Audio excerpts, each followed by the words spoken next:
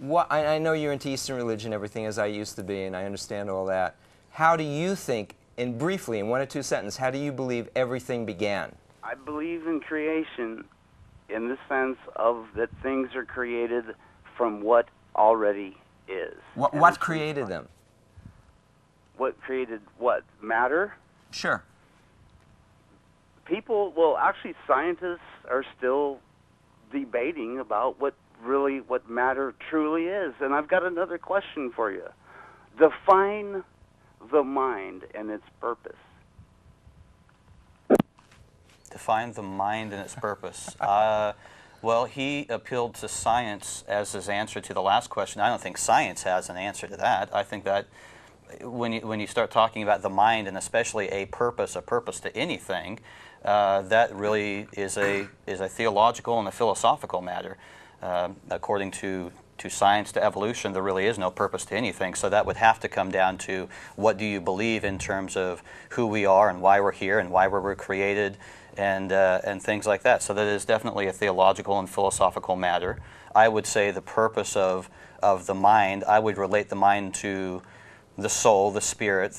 My mind, my spirit is who I am. It's not flesh and blood. This is just kind of a tent that I'm wearing, and as Paul said, and the purpose, God wanted us to exist.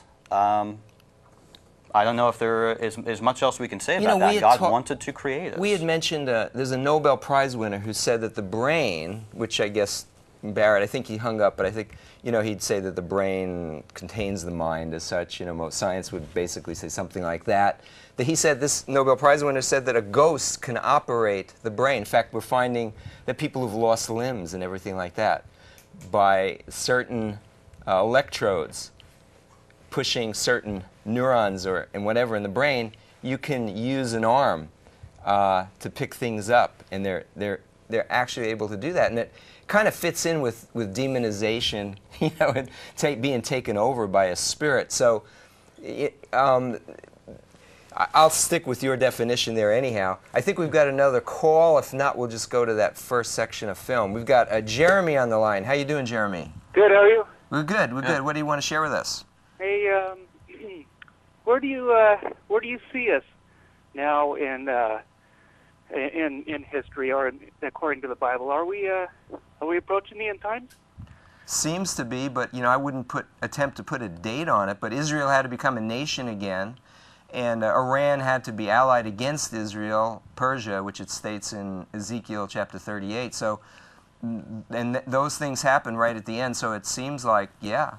It does seem to me like a lot of things are lining up, and as you talked about, so many forces opposing Christianity from so many different directions, which, as Revelation and other passages talk about, it really seems like in the end times there's going to be this united world, not only government but culture and economy, against God, against Christianity, and it really looks like we're almost there. Hey, what happens if the Palestinians get their own state and they divide Jerusalem? Are we looking at some real problems?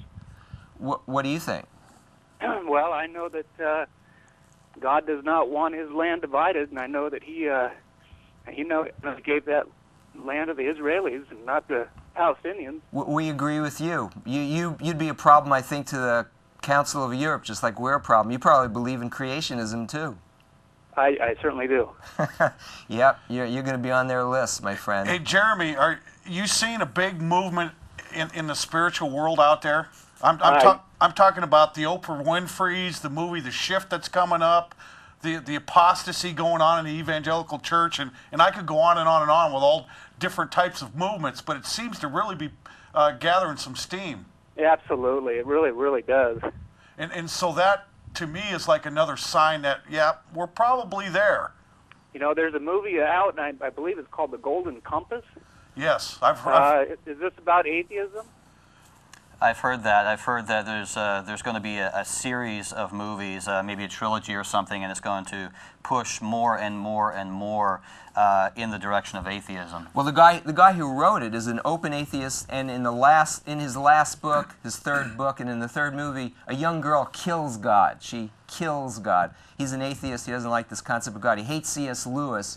So yeah, and it's a movie that's directed towards children, and his books, this is interesting, kind of fits with the Council of Europe. It won Best Book for Kids in Europe. Well, so did Harry Potter. I mean, you know. Yeah, Harry Potter. yeah. Doesn't surprise me.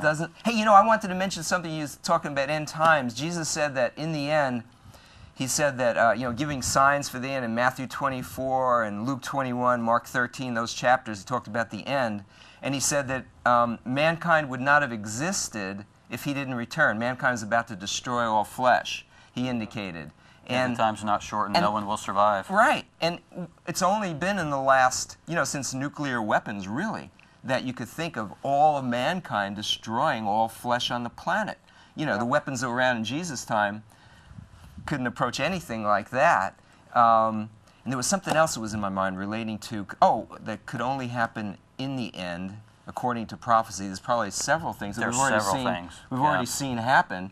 Well, Revelation talks about certain things will happen and the entire world will see it, will watch it. It's only been since the advent of satellite television and more recently the internet, webcams and such. Cell phones. That the entire world can watch things happen. YouTube. Excellent. The one I came back to me, the mark of the beast, that we won't be able to buy or sell without the mark of the beast, the Antichrist in the end times. And the interesting thing is, only through the advent of computers getting to the power that we can do it now, where everyone could have a cashless society, where everyone has to click into their number or check it right off of their hand or whatever, be scanned, and you can get your money out of your bank. Your money is transferred back and forth. And it'll, by the way, it'll do away with the national debt, because it'll do away with much of organized crime by being able to do that.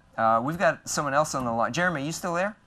Yeah, and I'd like to say goodnight to my lovely wife, Stephanie. Thanks. Good night, Jeremy. We've got someone on. David, how you doing? Good. What would you want to share with us? I wanted to talk to them about the things that they think are appropriate and the things they think are inappropriate or wrong. Well, you're on the air. Ask. Okay. Yeah, okay. Well, good evening. Good evening. I wanted to point out that so far you have sort of poo-pooed the United Nations, metaphysics, rock and roll artists, the Hindu religion, Catholicism, Islamism. You're listening carefully. Evolutionists. So that's what you have so far, you know, said that you don't think that these people are on the right track. So I have a question for you guys, and I'd kind of like to do a little social experiment, if you don't mind. And that is, I'd like for you all to close your eyes and raise your hands for whether you think the following groups are on the right track or not. Is that something that you're willing to do? Do we need to close our eyes to do that? Oh, Yeah, because I don't want you all to see what the other ones are doing. I'd like to see if you're all on the same page. Well, we're pretty truthful, Well, honest guys. what does it matter if we're not in total agreement about absolutely everything? Because we don't know everything. None of us do. What does that matter? All right, well, then I guess you're not willing to do that, so let's just do it with eyes open. You know, I would do. Would you do that? You know, we'll give you three of them. We'll give you your best three. What's that? I said, do we want to take the time to do this?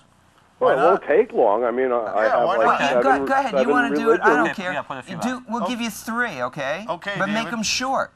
Okay, sure, ready to Go go. ahead, David. Okay. Seventh-day Adventists.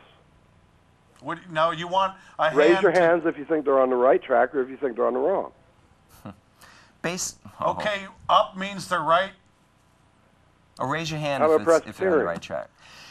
Hey, let me just stop with that one. I don't think there's that fits in there are pluses and minuses with.